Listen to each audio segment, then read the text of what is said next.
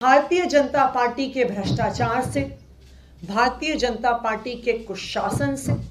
दिल्ली की जनता ने परेशान होकर अपना मन बना लिया कि वो भारतीय जनता पार्टी को एमसीडी से निकालकर बाहर फेंकने वाले हैं। भारतीय जनता पार्टी ने हर संभव कोशिश कर ली कि हर पैतरा इस्तेमाल किया जाए, चाहे चुनाव को डिले करना हो, चाहे तीनों एमसीडी का यूनिफिकेशन करना हो, अपनी मन मर्जी से डिलिमिटेशन करना हो, गुजरात के चुनाव के समय पर चुनाव करवाना हो, लेकिन सब पैंतरों के बावजूद दिल्ली की जनता ने भारतीय जनता पार्टी को एमसीडी से निकालकर बाहर फेंक दिया। लेकिन उसके बावजूद भारतीय जनता पार्टी दिल्ली के लोगों के लोकतांत्रिक निर्णय का सम्मान ना करते हुए हर संभव तरीके से एमसीडी में बैकडोर एंट्री की कोशिश कर रही है। यह भारतीय जनता पार्टी का ट्राइड एंड टेस्टेड तरीका है कि चाहे चुनाव हारो या जीतो, किसी भी गैर कानूनी, गैर संवैधानिक तरीके से सरकार बनाने की कोशिश करो। और पिछले कई दिनों से हम देख रहे हैं कि किस तरह से गैर कानूनी, गैर संवैधानिक तरीके से मनोनीत पार्षद चुने गए, नियुक्त किए गए, किस तरह से लोकसभा, राज्यसभा, देश की हर विधानसभा का प्रेसिडेंट छोड़ते हुए सबसे सीनियर मोस्ट पार्षद जो आम आदमी पार्टी के मुकेश गोयल जी थे, उनको पीठासीन अधिकारी ना बना के भारतीय जनता पार्टी की पार्षद को पीठासीन अधिकारी बनाया गया। लेकिन आज एमसीडी में, हाउस में भारतीय जनता पार्टी ने संविधान की धज्जियां उड़ाने में कोई कसर नहीं छोड़ी और बहुत बड़ी साजिश भारतीय जनता पार्टी द्वारा आज रची जा रही थी। ये क्या साजिश थी? भारतीय जनता पार्टी ये कोशिश कर रही थी कि सबसे पहले नॉमिनेटेड काउंसलर्स को शपथ दिलवा के हर कानून और हर संविधान के विरोध में जाकर इन नॉमिनेटेड काउंसलर्स से मेयर, डिप्टी मेयर और स्टैंडिंग कमेटी के चुनाव में वोट डलवाएंगे। ये भारतीय जनता पार्टी की प्लानिंग थी। चुनाव तो वो हार गए हैं, संख्या बल उनके पास है नहीं, तो ना उन्होंने मेयर का चुनाव जीतना था, ना उन्होंने डिप्टी मेयर का चुनाव जीतना था, ना उन्होंने स्टैंडिंग कमेटी के चुनाव में 2 से ज्यादा सीटें पानी थी। लेकिन आज वो गैर कानूनी तरीके से नॉमिनेटेड काउंसलर्स को वोट दिलवाने की प्लानिंग करके आए थे, जबकि ये एक वेल एस्टैब्लिश्ड, वेल सेटल्ड, कानूनी और संवैधानिक निर्णय है कि जो नॉमिनेटेड काउंसलर हैं वो किसी भी कॉरपोरेशन में वोट नहीं डाल सकते हैं। दिल्ली में ही कुछ साल पहले 2015 में कुछ नॉमिनेटेड पार्षद हाईकोर्ट गए ये कहने के लिए कि हमें भी वोट डालने का अधिकार होना चाहिए,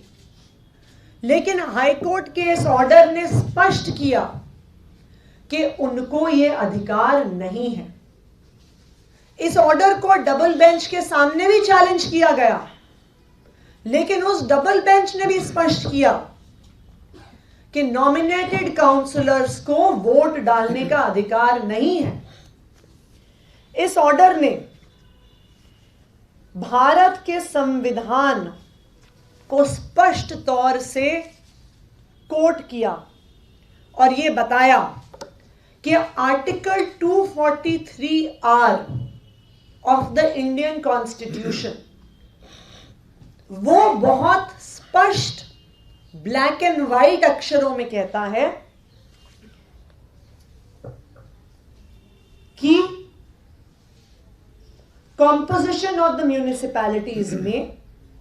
कुछ ऐसे लोगों को नॉमिनेट किया जा सकता है who have special knowledge or experience in municipal administration, provided they shall not have the right to vote in the meetings of the municipality. ये स्पष्ट तौर पे आर्टिकल 243R भारत के संविधान में लिखा है। दूसरा, जो दिल्ली म्युनिसिपल कॉर्पोरेशन एक्ट है, वो जिस सेक्शन में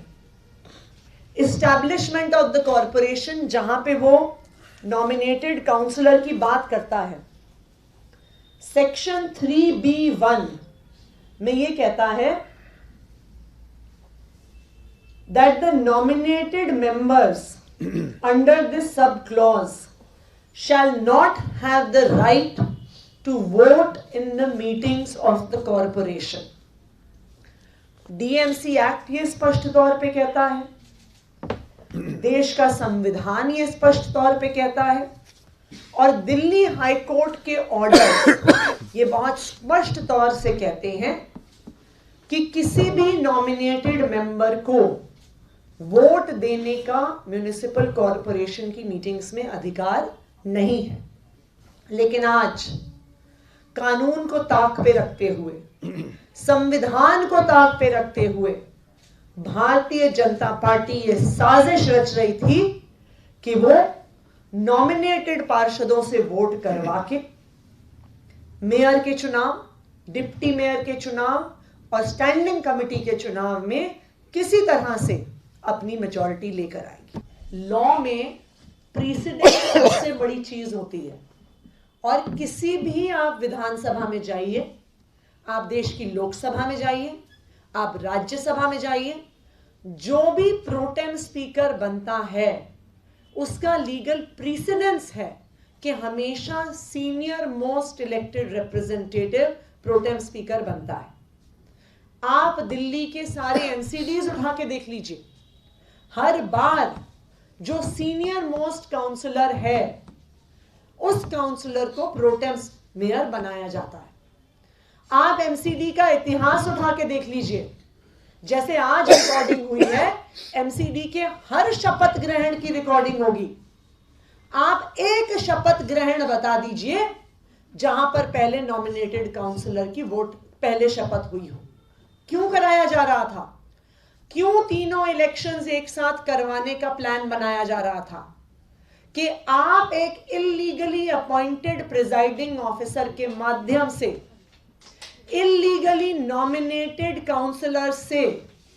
इल्लीगल तरीके से वोट डलवा के इल्लीगल तरीके से बैकडोर से अपना मेयर चुनवाएंगे, अपना डेप्यूटी मेयर चुनवाएंगे, अपनी स्टैंडिंग कमेटी चुनवाएंगे। तो आज का ये षड्यंत्र, जहां पर भारतीय जनता पार्टी हर प्रकार से कानून को, हर प्रकार से संविधान को ताक पर रखने का आज भारतीय जनता पार्टी षड्यंत्र कर रही थी। लेकिन अगली बार भी ये सेम चीजें अगर हुई, फिर मेयर का चुनाव नहीं हो पाया, क्या आप लोग वोट जाएंगे? क्योंकि बाद मेयर बनने में 1.5 महीना लग रहा है, अब वो भी नहीं हो पा रहा समय से, तो काम लोगों के कैसे होंगे? देखिए, ये मैसेज आपके लिए नहीं है, बीजेपी के लिए है कि अगली बार भी सेम चीजें होंगी तो सेम ही चीजें होंगी दोबारा। बीजेपी वाले समझ जाएंगे, सेम टू सेम होगा। देखिए, वैसे भी जब हमारी आंखों के सामने संविधान की धज्जियां उड़ेंगी, जब हमारी आंखों के सामने कानून की धज्जियां उड़ेंगी, तो जो वहां पे मूक दर्शक बनकर संविधान की धज्जियां उड़ते हुए देखता रहेगा ना, वो भी उतना गुनहगार है। और मैं तो भारतीय जनता पार्टी को ये कहना चाहूंगी, मैं एलजी साहब को भी कहना चाहूंगी, आज वो एलजी हैं, हो सकता है कल ना हो, आज हम विधायक हैं, हो सकता है कल ना हो, लेकिन इस देश का जो संविधान है वो हमारे से भी ज्यादा आगे चलेगा, उनसे भी ज्यादा चलेगा। तो अगर वो सोचते हैं कि वो संविधान की धज्जियां उड़ाते रहेंगे, अगर भारतीय जनता पार्टी ये सोचती है कि वो संविधान के कानून की धज्जियां उड़ाएगी और आम आदमी पार्टी मूक दर्शक बन के देखती रहेगी, तो आज मैं उन्हें बताना चाहूंगी कि आज उन्होंने देख लिया है कि हम इस देश में संविधान की धज्जियां नहीं उड़ने देंगे।